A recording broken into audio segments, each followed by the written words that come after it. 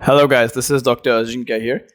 So, guys, I got a lot of requests from the students all over saying that they want to learn about the contents and the foramens of the skull base. So, today, this video, I'll be doing exactly the same. So, I'll be showing you the exact location of all the foramens and their contents. So I'll be showing you a very easy method of how you can actually locate all the foramens correctly and you can remember them for a really long time. So what I saw all these years now, basically I have taken exams of MBBS students in my career as well before. So I know that students study about the foramens and the contents a week before the exams, or maybe sometimes even days before, a few days before exams. So what they tend to do is they learn that by heart, and after some time they forget. And sometimes they end up saying the foramens, they get it wrong. So I'll be talking about various methods where you can easily remember these foramens for a really long time.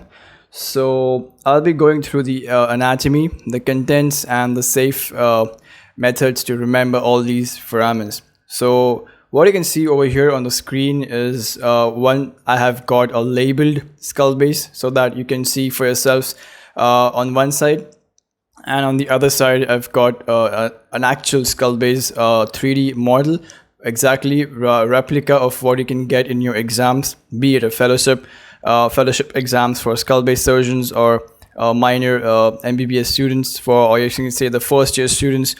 Okay, so this question can be asked for ophthalmic residents as well and for ENT PGs as well. So basically whoever is concerned with this orbital anatomy or any anatomy in the sphenoid or skull base, they can get this question. So first things first, I'll teach you how to locate the foramens, but before that you should know how to hold the skull base properly in a proper orientation. So if you're in examination and the examiner is in front of you, so I'll just zoom in this for you guys. So for example, this is the skull. If you get, okay, so you're gonna hold the skull. So your left hand is gonna be like this, so the skull will be facing towards you. Okay, remember this, the skull will be facing towards you, so that this on this side will be your left hand and this side will be your right hand. So imagine this is a left hand and this is a right hand and you're holding the skull. What you're gonna do is you're gonna rotate that skull like this, so that the orbit is now going to face the examiner's side and the occipital bone is going to face your side, and this skull base is going to face towards you, or either it can face the sky upwards. Okay, so I hope you got the orientation. So this is how you should place the skull for the skull base anatomy. So next thing, you're going to take a pen or pencil or a marker, and you're going to point out whatever the examiner is going to ask you. So what you're going to do is zoom in this for your better understanding. So this becomes the anterior, or you can say the superior end now, and this becomes the posterior or the inferior end now. So the first things first, you're going to locate the foramen magnum. Okay, so see, the examiner will ask you either directly, he will point out to any of these foramens and ask you what are the contents and name the foramen. So in that case, you should be actually knowing what foramens are these. But to know and to understand that before, you need to know the orientation and the name of all these foramens, right? So I'll tell you a method to remember all these in a very similar manner.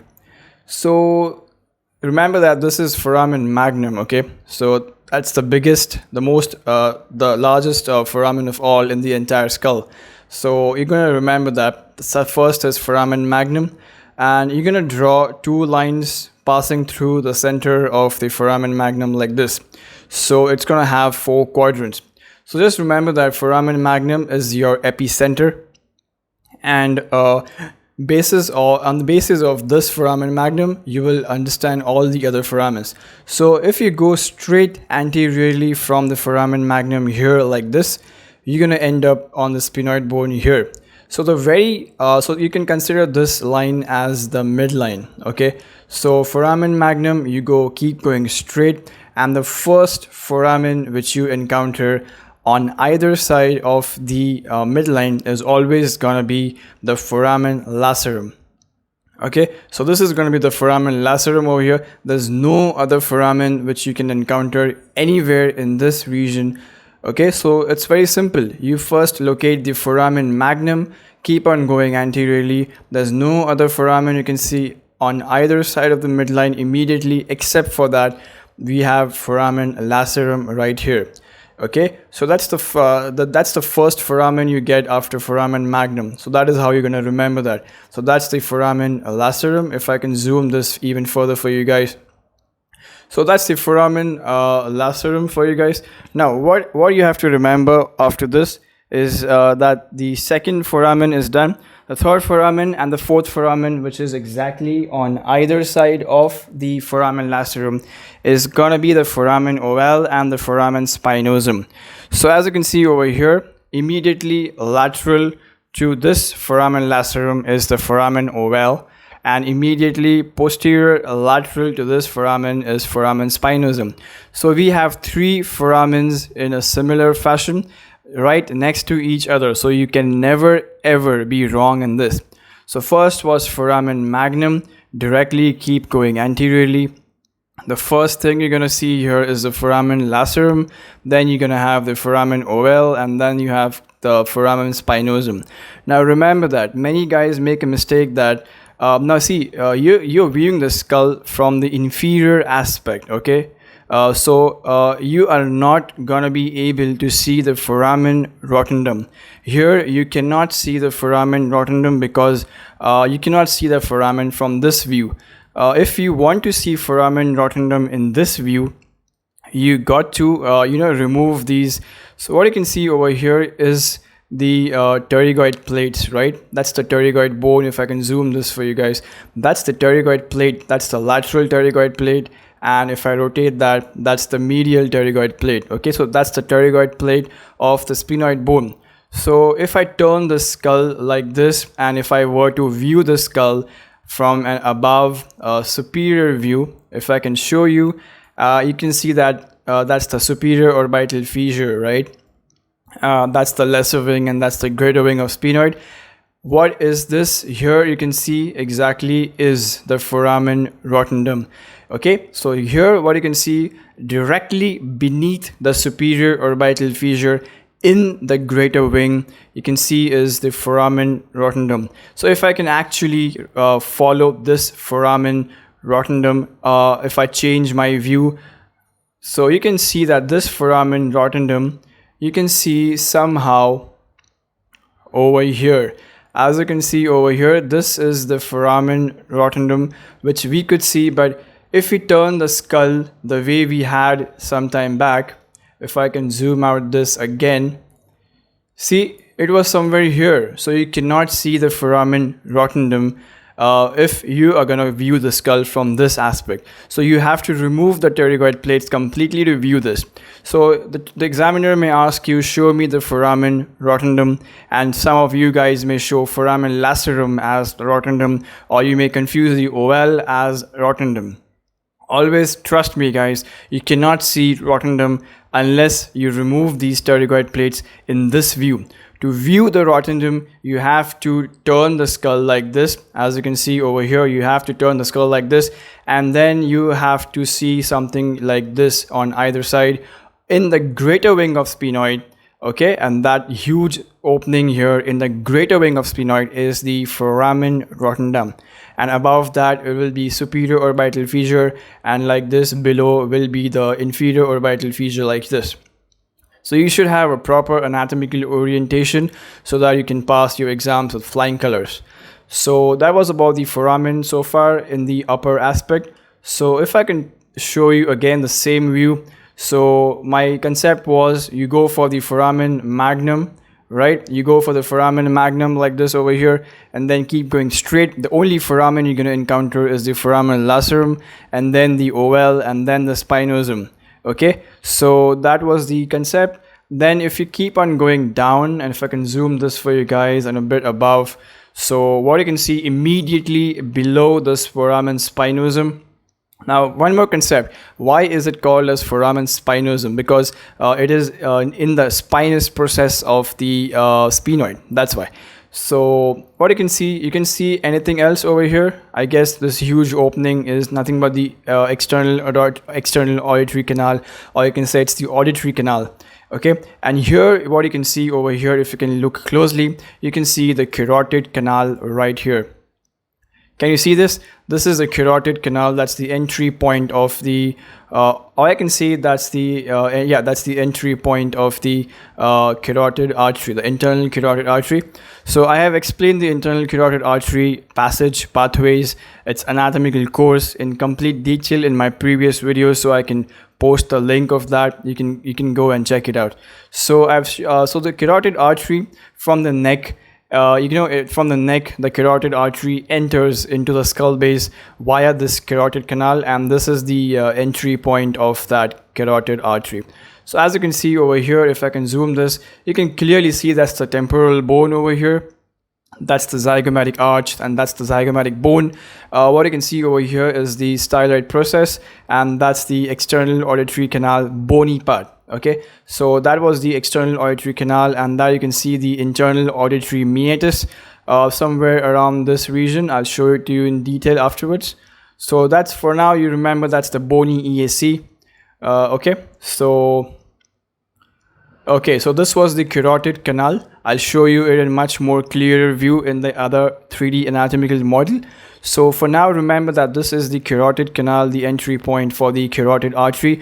After entering this carotid canal, it traverses for a small distance in the petrous part of the temporal bone.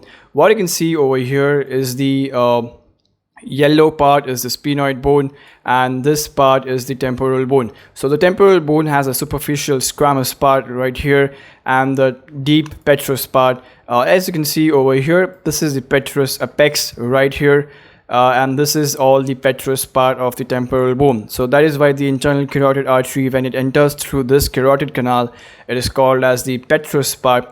So the first is the cervical part, and then it is the petrous part, and then after the petrous part, you know that it enters an area above the foramen lacerum over here. So it traverses like this, like this, like this, and then the foramen lacerum over here. So I'll talk about the details later on, but just remember that this is the carotid canal entry point, and that's the foramen lacerum over here.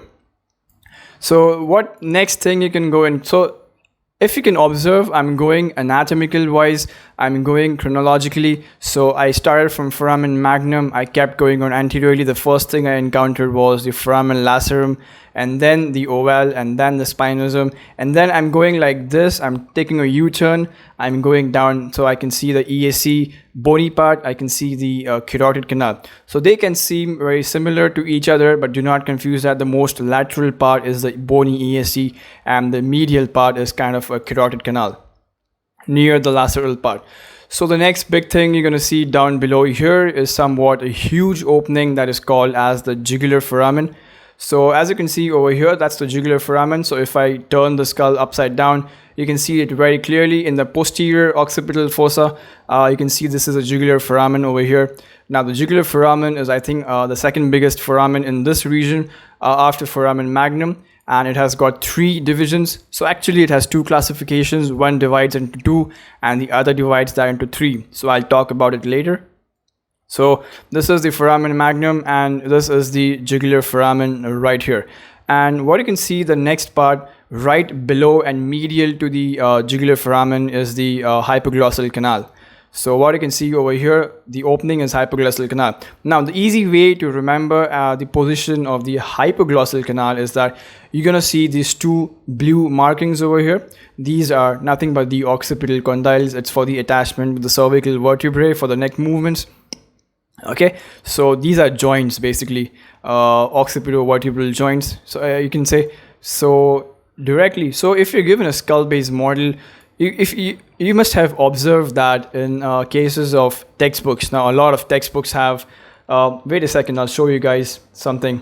So if you can see over here, I got this photograph from a textbook from somewhere. I think this is a BD Chaurasia first year anatomy textbook. So I got this photograph from there. So as you can see over here, we can see this occipital condyle very clearly. We can have this condylar canal over here. We have this hypoglossal canal as mentioned over here.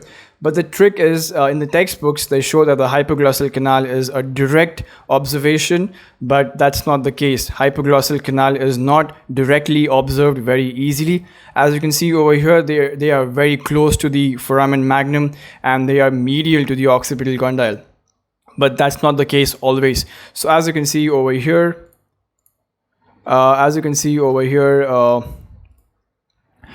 we just saw that this was the occipital condyle, and according to the diagram there, it should have been somewhere here, right? But no, it is not a direct observation. You have to rotate the skull like this. Somehow you have to rotate the skull quite to a bit an extent, and then you can see this opening over here. Still not quite properly seen, but now you can see it properly.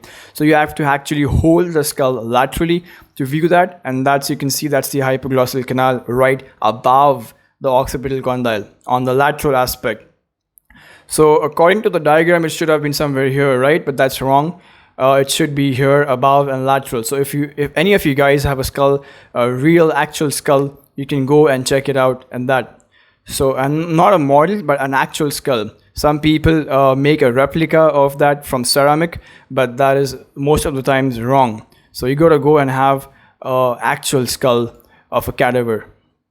So that you can see over here, that's the hypoglossal canal, and then you can see the occipital condyle canal. So basically in the diagram as shown before some time back, you could see that this was a foramen type of thing. That is also not correct. So what you can see is not a foramen, but actually a canal in the skull base. So as I can show you here, you cannot see a foramen right there. What you can see is actually a canal. That's a posterior condylar canal. That's why it's called as a canal and not a foramen. So it is immediately posterior to the occipital condyles. So I hope that this was a proper orientation you guys are gonna have. So these are all the foramens you're gonna see. The basic foramen, I think one is left out. That is the stylomastoid foramen. That is pretty easy actually. So what you're gonna do is you're gonna find the styloid process right here, and that's the styloid process. That's the mastoid process. In between the two, you're gonna find a small hole over here, and that's the styloid process. Stylomastoid foramen, and that is nothing for the facial nerve. The facial nerve exits the stylomastoid foramen. So this is how you're going to remember all these foramens. So this was the basic anatomy and the orientation of the foramens, that this is how actually you're going to hold the skull. So what I talked about is that this is the way you should be holding the skull in front of the examiner. You cannot just take the skull up and hold it as you wish. No. So the examiner so the marks you're going to get in the exam also depends on the way you are holding the skull actually. So if you're not holding the skull properly, your marks are going to be deducted. So everything should be proper in case of practical and viva exams, especially for skull-based fellows. That is really important for them. So I think that is all about the foramens. Also, we're gonna talk about the palatine bone over here, the maxillary bone over here, the intermaxillary suture somewhere over here. That's the intermaxillary suture. That's the interpalatine suture. So we're gonna have the greater palatine foramen over here, the lesser palatine foramen over here in the palatine bone. So I'll be talking about that as well. So I think in previous lectures I've covered about the superior orbital fissure and the inferior orbital fissure already. So I think these are all the foramens. That's the infraorbital foramen. That's the zygomatic foramen for the zygomatic branch of the V2. Okay, so yeah, that's all the foramens, I guess. So if I miss out on any of the foramens, please let me know in the comment section below. So now I'm going to talk about the basic contents of the foramens. Okay, so I'm going to make this in the same video so that you can have a better understanding. So what I'm going to do is, first I'm going to give you another 3D model over here. So I'm going to compare this 3D model so that you have a better and a clear picture. So we saw that this was the foramen magnum, right? This was the foramen magnum. So we have no labeling over here, we have labeling over here. So this is foramen magnum, as you can see. This is the hypoglossal canal, that's the jugular foramen. So hypoglossal canal, foramen magnum, jugular foramen, that's the stylomastoid foramen over here in this region. You're gonna have that's the external auditory canal. As you can see over here, the labeling, that's the external acoustic opening, and that's the external opening of the carotid canal, as I told you some time back. This was the canal for the auditory tube. As you can see over here, that's the canal for the auditory tube. Now, from the midline, we saw that the first one is the foramen lacerum. That's the foramen lacerum. You can see that's the foramen ovale. You can see typically oval shape, and that's the foramen spinosum in the spinous process of the sphenoid. So this is how the foramens work. And if you can rotate this, let me just remove this bone over here. And this one as well. So I can see this is the foramen rotundum. So if you're given a skull from this view, you're going to say that this is the superior orbital fissure, that's the optic canal, that's the foramen rotundum, as you can see on the screen right here. So FR is the foramen rotundum here. This is the foramen spinosum. So from medial to lateral, you have lacerum from this view as well, then the ovale, and then the spinosum. So the orientation is going to be same, whatever view you are going to watch it from. But the only thing is that the foramen rotundum will be seen on this view only. Unless you want to see it in this view, you have to remove the pterygoid plates on both sides. So this is how you're going to see the jugular foramen over here. And that's the foramen magnum again. That's the hypoglossal canal. And that's the posterior cranial fossa, this entire region in purple. So next, I'm going to go with the contents of the foramens. So for that, I have to show you a different region. So yeah, this is the one I'm going to show you.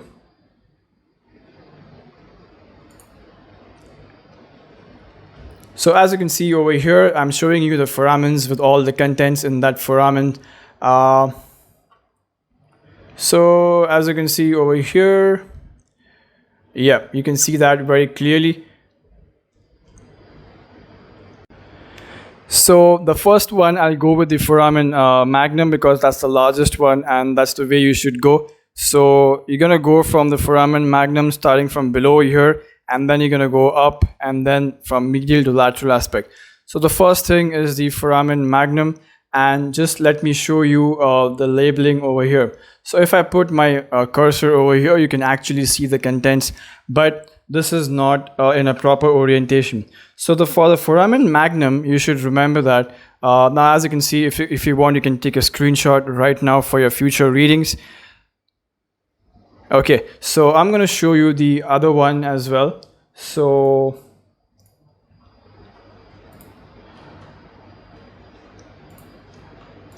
I'm going to show you the previous one. For that, you have a better understanding of this. So you're going to rotate the skull like this and going to keep it like that. And if you zoom it out, you're going to see that this is the foramen magnum over here. That's the foramen magnum. So the basic concept lies that the foramen magnum is divided into two parts, a smaller anterior right from here and a larger posterior right from here. So what divides this is the alar ligament over here on either side. So you're going to find the alar ligament on either side right here. So that alar ligaments divide the foramen magnum in two parts.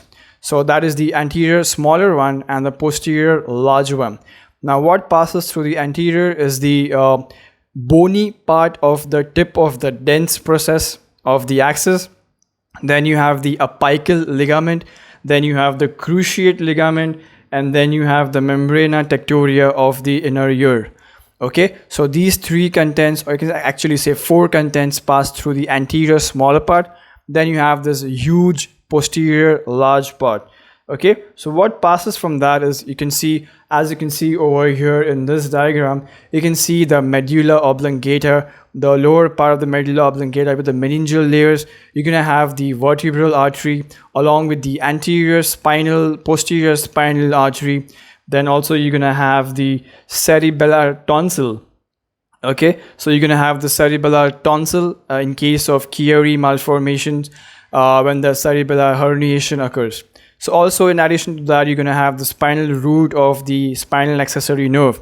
So to revise that, we're going to have the medulla of the medulla along with the meninges, the spinal accessory nerve, the vertebral artery, okay, the vertebral artery, then the posterior and the anterior spinal artery. This is the anterior spinal artery, this is the posterior spinal artery, that's the vertebral artery, that's the spinal accessory nerve, the medulla oblongata, you can say the medulla along with the meningeal layers. And in case of Chiari malformation, if at all the cerebellar herniation occurs, so we're going to have cerebellar tonsil in that case. So that is all the contents of the huge posterior part along with the anterior part as well. So next we move on to something which is more important. So next was your foramen lacerum, right? Now the foramen lacerum, if I show you on this photograph over here, this model over here, this is a foramen lacerum. Now listen very carefully. People think that foramen lacerum has got internal carotid artery as a main content. No, they are wrong. Internal carotid artery passes through only the carotid canal and then the petrous part and then the sphenoid.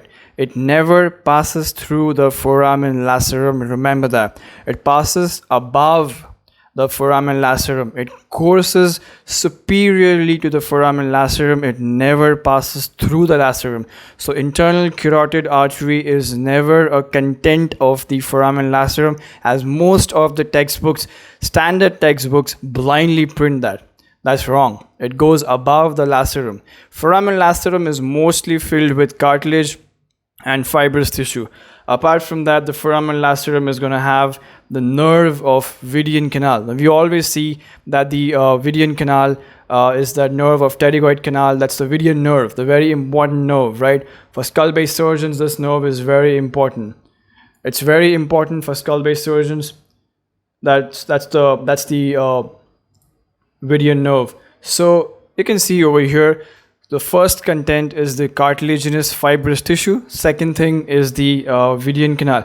Now, how is the Vidian nerve formed? So the Vidian nerve is formed by the union of deep petrosal nerve and the greater petrosal nerve in the foramen lacerum. So the Vidian nerve is formed in the foramen lacerum and then continues to go in the Vidian canal upwards and anteriorly. So that is most important point. The third one is the small meningeal branches of the ascending pharyngeal artery and emissary veins that connect the cavernous with the pterygoid venous plexus, and that's it. I mean, these are the 5 contents. So the first is the superior passing of the ICA above the lacerum, then the fibrous tissue, the connective tissue, and the small meningeal branches of the ascending pharyngeal artery, emissary veins, and all that. So I hope you remember that for a long time. So next is the foramen ovale. Now the famous foramen ovale, we all know that that's M-A-L-E. Whenever we hear the foramen ovale, we hear the male. Now how are you going to remember that? Now, I don't know, I remember this in a very pretty different way. So I used to remember that ovale is like ovary, which is always found in females. So opposite of that is male, right? I don't know how you can guys remember this, but this is what I did in my residency. So oval, ovary, so females, and the opposite is that male. So whenever you hear foramen ovale, you're going to hear M-A-L-E. Okay, so M stands for what? What does the M stand for? The M stands for the mandibular nerve. A stands for accessory meningeal artery. L stands for lesser petrosal nerve. And E stands for emissary veins. So the mandibular nerve, accessory meningeal artery. Remember that the A here stands for accessory meningeal artery and not the ascending pharyngeal artery. Ascending pharyngeal artery was here in the foramen lacerum, that to a meningeal branch, and we have accessory meningeal artery in here. Okay, the L stands for lesser petrosal nerve. Here there was deep petrosal nerve in foramen lacerum, and here we have the lesser petrosal nerve. The lesser petrosal nerve being a branch of the glossopharyngeal nerve, and then we have the emissary veins. So whenever we see E, we know that it's the emissary vein. Now what happens in foramen spinosum? Now We very rarely remember that's foramen spinosum, but we have a mnemonic for that, triple M. So we're gonna have triple M for foramen spinosum. The very first M is the middle meningeal artery, then the same name, middle meningeal vein. So it's all about M, triple M. So all starts from M and the initials as well as from the M. So middle meningeal artery, middle meningeal vein, and then the again meningeal branch of the mandibular nerve. So we had mandibular nerve here in foramen ovale. That very same mandibular nerve has a meningeal branch that goes through foramen spinosum, and that nerve is called as the nervus spinosus, and that supplies the mastoid air cells and the mastoid region over here. Okay, also supplies the cartilaginous external auditory canal. So whenever we put our fingers in our ear, whatever we feel in the cartilage part, that is from the nervus spinosus. So I think that was all the contents about the foramen magnum, the lacerum, the ovale, and the spinosum. So I hope you can take notes from that. And the very next one is the AIC, that's the carotid canal. Now I'm going to show you at the very last of this video how the carotid artery goes through this carotid canal in the petrous part and above the foramen lacerum. Or maybe I can show you here right now on this model over here. So as you can see over here, if I zoom this for you guys and rotate this somewhere here, as you can see, this is from the neck part. You're going to have this carotid artery from the neck coming here and entering the petrous part of temporal bone.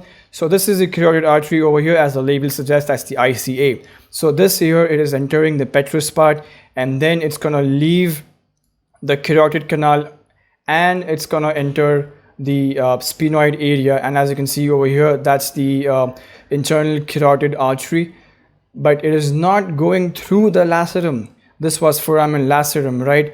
As you can see, so it is not passing through the foramen lacerum, but it is actually passing above. So if I can rotate that, this here you can see that's the foramen lacerum, and it is going above, or you can say superiorly to the foramen lacerum. It is not going through the lacerum. So this is how you should remember the concept of this foramen lacerum and the internal carotid artery. So moving on to the next one, we have this jugular foramen, right? The most famous and the most favorite question of all the examiners is the jugular foramen, because most of the students do not know anything about jugular foramen. They get confused and end up giving the wrong answers. So I hope after I teach you, you're going to remember this for a really long time. Now, remember, whenever you hear, even in your sleep, if you hear jugular foramen, you should think of two classifications. One, that it has got two divisions, and the other one, it has got three divisions. The one with the two divisions is simple. You just have to remember that there is something called as a jugular spine that divides the jugular foramen into two parts. Okay, the one which is anterior medial, as you can see over here, and the one which is posterior lateral, as you can see over here. The one which is anterior is consisting of only the inferior petrosal sinus and the 9th cranial nerve, glossopharyngeal nerve. But the rest is the posterior lateral, which contains all the things, the 10th, the 11th cranial nerve, and something extra as well. So that is the 10th cranial nerve, the 11th cranial nerve, then you have the sigmoid sinus, then you have the occipital and the ascending pharyngeal artery, actually the meningeal branches of that. So in the anterior medial part, we just have two, the inferior petrosal sinus and the 9th cranial nerve. And in the posterior lateral, we have the 10th cranial nerve, the 11th cranial nerve, then we're going to have the Arnold's nerve, the branches, and then we're going to have the sigmoid sinus, and we're going to have the occipital and the ascending pharyngeal artery meningeal branches. Okay, that's one way of doing that. The other way of doing it is that you're going to divide that into three. Now this one is the most commonly used and the most easiest to remember. So the jugular foramen is into three parts, 1, 2, and 3. Let me zoom this for you guys. So this becomes 1 over here, this becomes 2 over here, this becomes 3 over here. So what you're going to have, so there are 3 parts. The first part is consisting of the petrous part. It's called as the petrous part because, see, as you can see over here, this is the petrous apex of the temporal bone, and that's the petrous part of temporal bone.